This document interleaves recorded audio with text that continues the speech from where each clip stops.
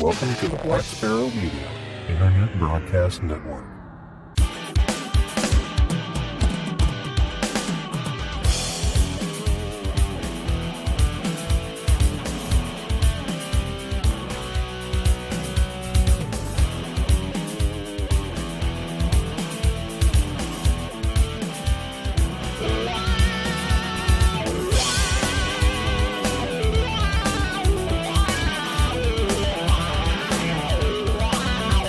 You are listening to Linux in the Ham Shack. LHS is a podcast about Linux, open source, and amateur radio for everyone. Now here are your hosts, Russ, K5TUX, Cheryl, W5MOO, and Bill, NE4RD. Hello, everybody, and welcome. You have tuned in to episode number 498 of the most terrific amateur radio podcast on the internet. This is Linux in the Ham Shack, and this is our short topics episode, so thanks for being here. Thanks for tuning in. We're glad you're with us tonight. And before we start rolling into our short topics, let's go ahead and introduce ourselves. I'm Russ, K5TUX. I'm Cheryl, W5MOO. And I'm Bill, NE4RD. All right, very good. So we're already ready to go, and one of these days I'm going to have to figure out what has changed with Cheryl's microphone and get that taken care of. But we'll just roll with it for now. So we don't have a lead topic for tonight, although we might mention that Hamvention's coming up in very soon now. So what are we down to? 100 and something days, right? Something like that, yeah. 4 months? 3 months? 3 months. It's about 3 months. So, all right, very good. We'll talk more about that later on in the show. But let's get into some amateur radio topics, and we'll let Bill fire off the first one. Yeah, this is a message to U.S. educators. Amateur radio on the International Space Station contact opportunity. This is a press release from ARIS, of course, and it says the Amateur Radio on International Space Station, ARIS program, is seeking formal and informal education institutions and organizations, individually or working together, to host an amateur radio contact with a crew member on board the ISS. ARIS anticipates that the contact would be held between January 1st, 2024 and June 30th, 2024. Crew scheduling and ISS orbits will determine the exact contact dates. To maximize these radio contact opportunities, ARIS is looking for organizations that will draw large numbers of participants and integrate the contact into a well-developed education plan. Can't even read tonight. The deadline to submit a proposal is March 31st, 2023. An ARIS introductory webinar will be held on March 1st, 2023 at 8 p.m. Eastern Time. And, of course, you can find that press release linked in the show notes. All right, very good. U.S. educators. So I know the ISS likes to talk to folks on the ground using amateur radio, so that's cool. Nice opportunity. So watch out for those deadlines if you want to participate. And let's see if we can get Cheryl to read this next one here. Our next story is Bouvet Island DXpedition wraps up. The 3Y0J activation of Bouvet Island has finished. The team concluded operations at 300 UTC, or 3 o'clock UTC on February 14th, with around 19,000 contacts logged. The team has boarded the SV Marama and has began their journey to Cape Town, South Africa. They expect to arrive by February 23rd. As of this podcast, they are in Cape Town. The effort was one of the most expensive DXpeditions of all time. The team raised $715,000 through donations and sponsorships, with each operator contributing a large sum to participate. The original plan was to operate for 22 days on the island. They had set a goal of 200,000 QSOs and hoped to operate up to 12 stations at once across modes and bands. And the math came out to $37.63 per QSO. So, and this information was obtained from ARRL. So that sounds like expensive contacts. $37.63 per QSO. Yeah. Oh well. If you want to go to faraway places and rent boats and put up lots of equipment, I guess it does cost some money. And are we saying that their 19,000 was way off of their 200,000 goal? I'm thinking, yeah. Yeah. A little shy. They ran into weather issues and stuff like that, where they decided that out of an abundance of caution, they should bug out earlier than what they had planned. Oh, too bad. But so Bouvet Island off Antarctica, right? Somewhere Yeah, somewhere out there in the middle of... Yeah, the middle of nowhere. Nowhere in the south, yeah. Yeah. All right, very good. So that's all we had for strictly amateur radio topics. Let's go ahead and move on into open source. And the first one here is NASA launches Open Source Science Initiative. In a keynote at FOSDEM 2023, NASA's Science Data Officer Steve Crawford explored NASA's Open Source Science Initiative. Its goal is to support scientists to help them integrate open science principles into the entire research workflow. Crawford summarized this policy with, quote, as open as possible, as restricted as necessary, and always secure, unquote. Well, I threw in an extra and there.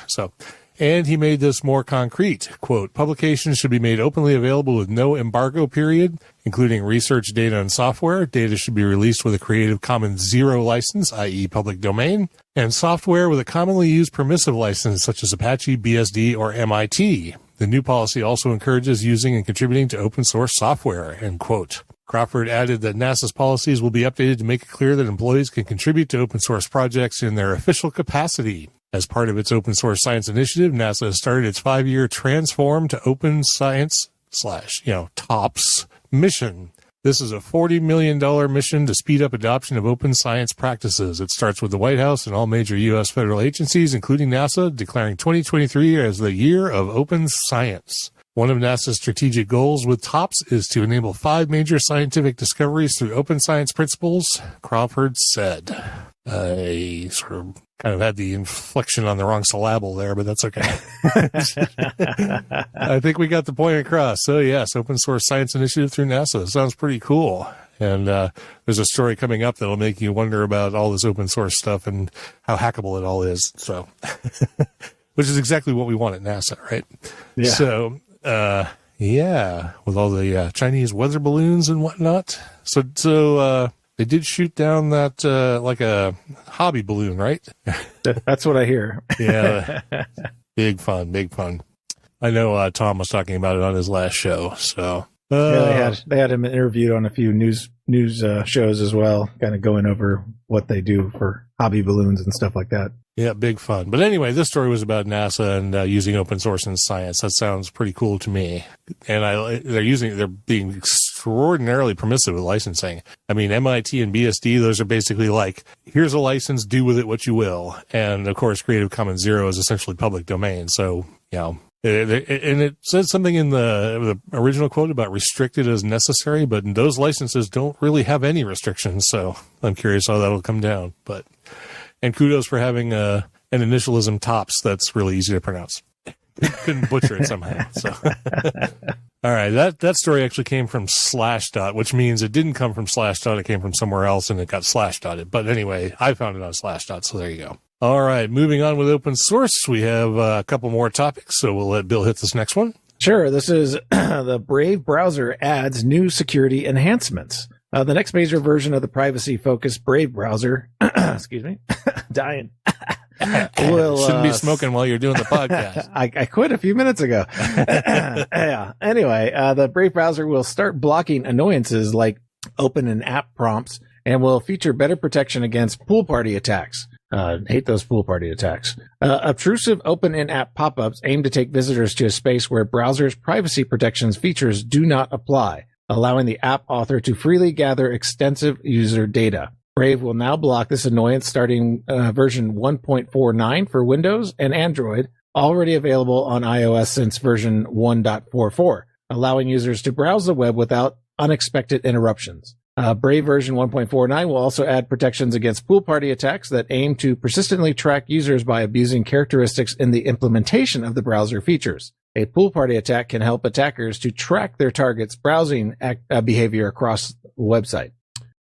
They require limited shared resources or pools to create side channels that allow tracking and circumvent privacy protections in browsers. Another feature planned for version 1.49 is partial support for procedural cosmetic filters, which are used to specify which page elements should be hidden when blocking ads. Finally, Brave version 1.50 for Android will introduce more screen attribute-based fingerprinting protections to prevent sites from profiling and tracking users based on their device screen size. And of course, this came from Bleeping Computer. So yeah, there's some updates for you for the Brave browser for those of you that use it. I had not really dealt much with the Brave browser, but because of this story, I downloaded it on my Archbox, my Garuda machine, and was playing around with it and actually quite like it. I might actually switch over to it from Google. We'll see. Nice.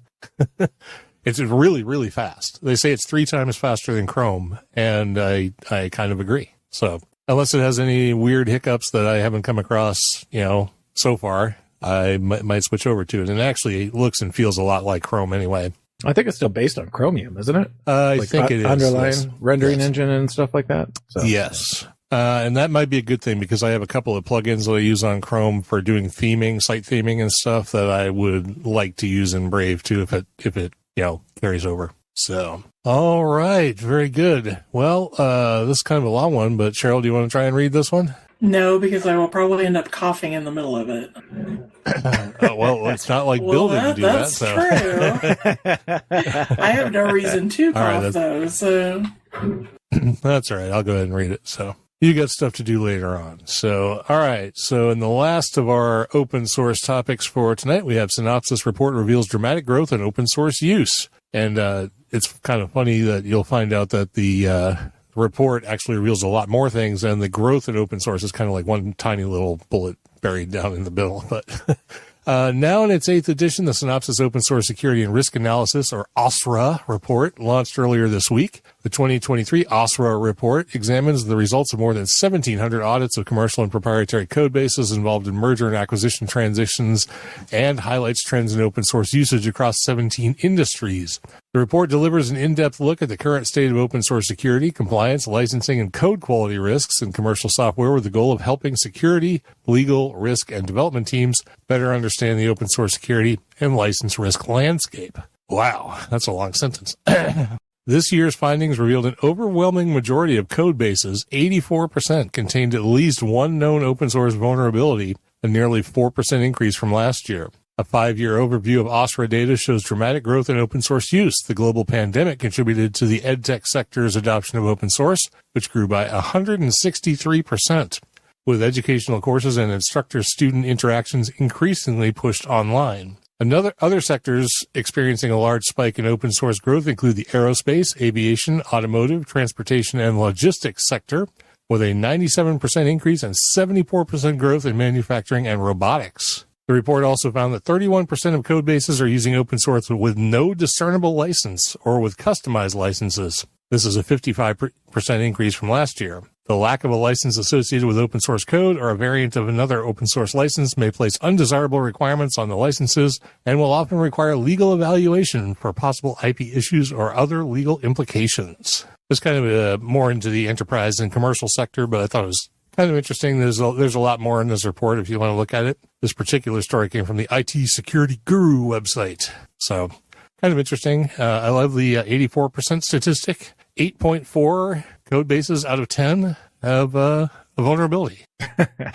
So that's a lot. Yeah. I think everybody kind of sort of understands that, though. I saw another article when I was browsing around for things to talk about that said that the Log4j vulnerability that was basically affecting everyone is still 40% in the wild.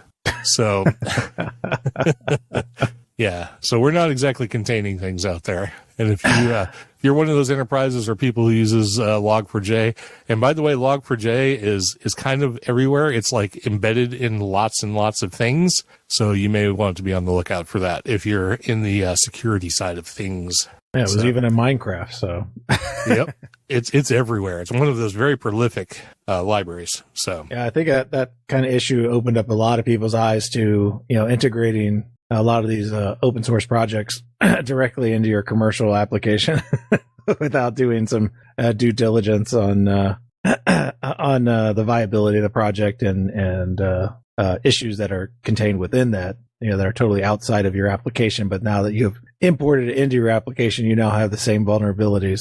Yeah, absolutely. That's kind of what this whole thing, the thing about the Synopsys report kind of revealed that as well. If you're integrating open source, it's not without its perils. So, All right. Well, that was the last of our purely open source topics. So we're going to move on into Linux in the Ham Shack. And my story, which is the second one, actually does talk about Linux in the Ham Shack sort of tangentially, and we kind of have to dig down into it. But it's an interesting story all the same. But we're going to let Bill handle the first one first. So yeah, this is a project that I just recently started seeing mentioned over on the amateurradio.com. I guess, aggregator, is that more appropriate to what that is? It sort of reads other people's blogs. But, sure.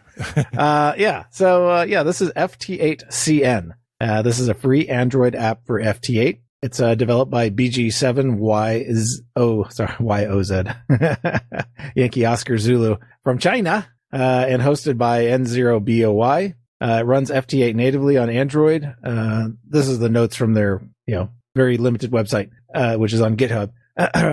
Check releases to download the latest APK file. So, you have to sideload the APK file even to use this because it's not in the App Store or the Play Store. Steve, G1KQH, has been keeping track of the project on amateurradio.com, and you can kind of backfill the whole story, what he's been looking at. I have not actually downloaded this or installed it, but his latest posting had that they had a translated version of the operation manual. And it's serious when you have to have an operation manual for an Android application. But anyway, it is under the MIT license, and I was kind of skeptical at first because their GitHub did not have source code, but I see as of yesterday, they have checked in all the source code. So now you can actually review all the source code for this MIT license project and possibly consider taking a look at it on your favorite Android device. And that's all I have from it because I really didn't look at it very, very fully, but it is quite interesting and quite, phone-like. It's a nice graphical user interface, probably more opt for like a tablet or something with a little bit larger screen. But your mileage may vary on it, but at least the source code is now published, so you can review that. You can possibly make your own package so you can feel more comfortable about the APK because, the APK is could be something completely different. We never know. But check it out. FT8CN. Well, it's really interesting. Can't use it. Don't have an Android. But, that's technically not true. I have an Android tablet I could use it on. So may give that a shot, see how it works. I've been working some FT8 today. I got, 3 or 4 contacts on 15 meters. I saw the other day that you said that 6 meters was open into South America, and I checked it the last 2 days, and it's been dead.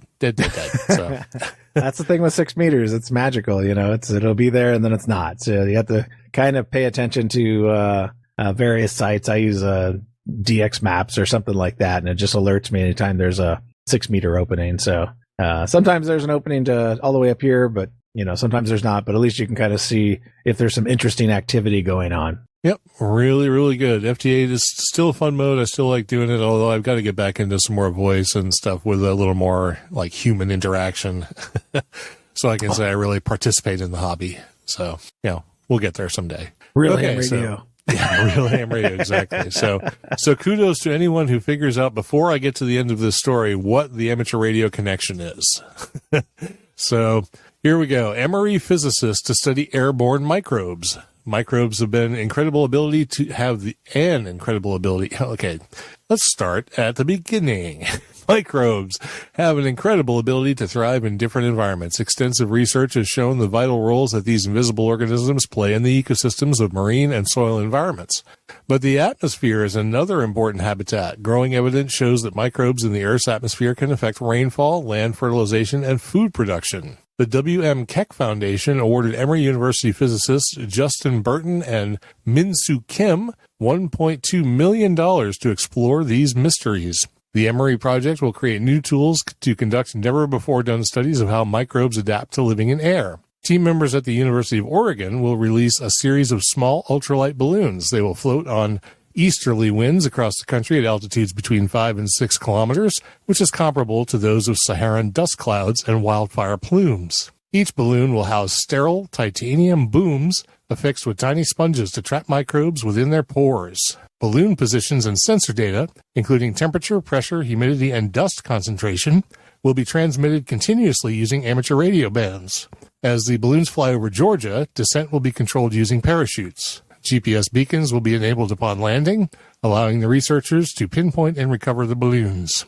The methods developed in the lab and the resulting data will be open source. Scientists around the world can build on the work and continue to push the boundaries in the field of air biology. So, well, that's if the Air Force doesn't shoot down their balloons. Well, that's true. They're going to have to be a little more careful than they thought they might. I thought the balloons would get shot down, or not shot down, or the whole balloon projects would get canned because of the pollution aspect of these payloads landing in random eco-sensitive areas and stuff like that. But I never really gave it a thought that our military would be shooting down hobbyist balloons. Well, it's a typical knee-jerk overreaction to one perceived threat, and I kind of got it. The thing that I've been hearing is NORAD has sort of like, when they monitor the skies, they filter out certain things and they basically reject things they consider spurious. And what they did was, after the Chinese spy balloon thing, they just they removed all the filters basically, and anything that was up in the sky, they were like, let's go shoot it. So that's kind of like where I feel like this has been. At least that's what I've been hearing. So not that I know anything about it. So, hopefully they're not shooting down like, 737s or anything like that. You're moving too slow, sir. Get Top Gun Maverick on the case here. And I guess the fighter pilot had that one selfie. Did it look like it was taken? It looked like it was taken with like an iPhone or something. It's like we got these, $1 billion fighter jets, and they're like taking cell phone pictures of the stuff. But anyway. So there was your nice tenuous link to amateur radio and that story about air quality and airborne organisms. But it sounds interesting anyway. That came from a blog or a news outlet online from Emory University. So at least we're broadening the scope of our sources. And one thing that's kind of nice is we always complained about the fact that Southgate ARC would scoop all of these stories. And unfortunately, he has passed. We talked about that on a previous episode. But now that there is no Southgate ARC, like aggregating all these stories, we can say we got them ourselves. So. Absolutely. All right. Well, that's all the stories we have. Wow. That kind of went quick. It seems early because we started like on time, which is really weird. So apologies to everybody who thought we'd be a half hour late and the show's already over. But we do have some announcements and feedback. We should probably get to those. So I'll get to the first one here. And I got an email from Elon Robinovich about Scale 20, and he wanted us to mention it. Scale, the Southern California Linux Expo, is coming up again March 9th through the 12th, 2023 at the Pasadena Convention Center in Southern California. This is the 20th year running for the conference. This year they have keynotes by Ken Thompson, the creator of Unix and Go, Arun Gupta from Intel and CNCF, and Kitty Jung, physicist and artist. As usual, they have ham radio content, including site exams, demos by Arden, and a ham radio meetup, among other things. The promo code HAM, H-A-M, will get you 50% off registration. Registration is already pretty inexpensive. I think the full pass is like $85, but you can get it for $42.50 if you use the code HAM. And I did check that out, and it does work. So there you go.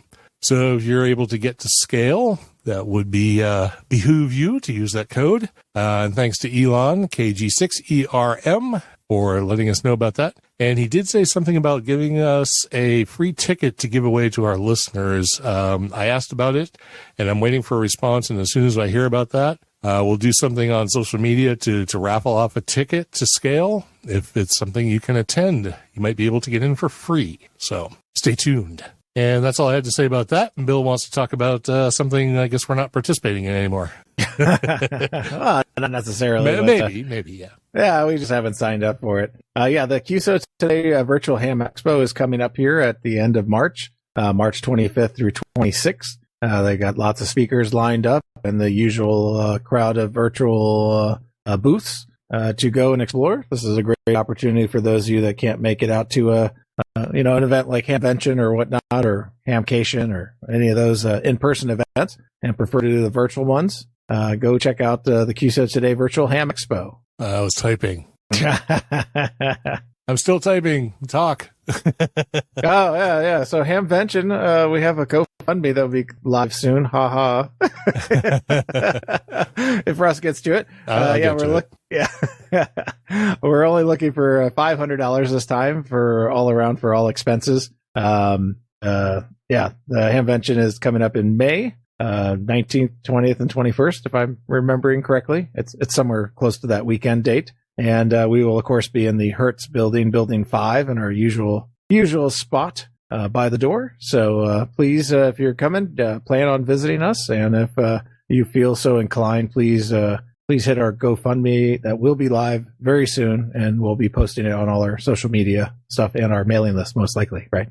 Absolutely. Everywhere I can post it. And if I remember rightly, the booth number is 5004. So, but I mean, we're easy to find. So. Where everybody like ducks out the side door of the Hertz building. So yeah, absolutely.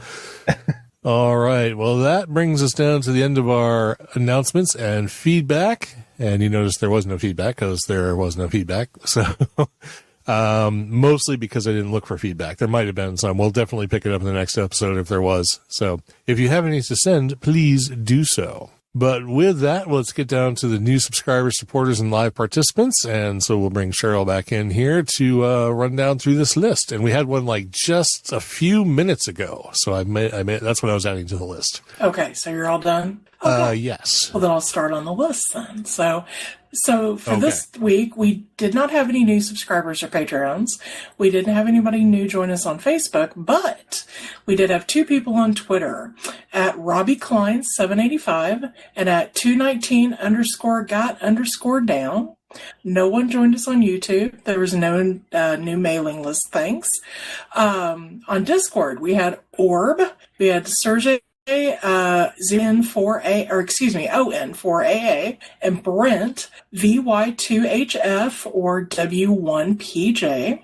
And on live chat, we had Tony K4XSS, Don KB2YSI, Stacy KB7YS, Winston KB2WLL, and Ted WA0EIR. All right. Well, I do apologize to anyone who might have come into the show around 8:30 thinking that we would just be starting, only to find out that we are just now ending. So,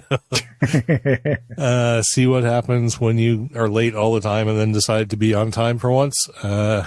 We need to stop messing with our listeners. Well, that's true. Or start one or or the start, other, but yeah. But that is all we've got for tonight. Nice and sweet and short. And that's the way it should be for a Short Topics episode. We want to thank everybody who listened in live and who participated in the show tonight by chatting with us. And we want to thank everybody who listens to the show in general. We really appreciate you all, and especially those who support us financially and help keep the lights on. We really appreciate it. We're looking forward to meeting everybody at Hamvention again this year. So hope everybody can make it out. In the meantime, we have a few episodes to go before that happens, and we have our 500th episode giveaway that will be coming up soon. And all of these details will be posted on social media and on the mailing list very, very soon. I promise we'll get to it. So with that, let's go ahead and wrap this one up and let everybody go about the business of their day. This has been episode number 498 of Linux in the Ham Shack. I'm Russ, K5TUX. I'm Cheryl, W5MOO. And I'm Bill, NE4RD 73.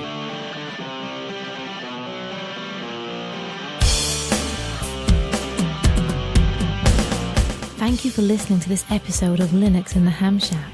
LHS is a community-sponsored podcast. Our website is located at lhspodcast.info. You can support the podcast by visiting the LHS Patreon page at patreon.com/LHS Podcast or by using the contribute list on the homepage. We have a presence on Discord, Facebook, IRC, Twitter, and YouTube. You can also drop us an email at info@lhspodcast.info or leave us a voicemail at 1-909-LHS-SHOW. That's 1-909-547-7469. Visit the online LHS merchandise store at shop.lhspodcast.info for fun and fashionable show-themed merchandise. Until next time, remember to always heed your hedonism.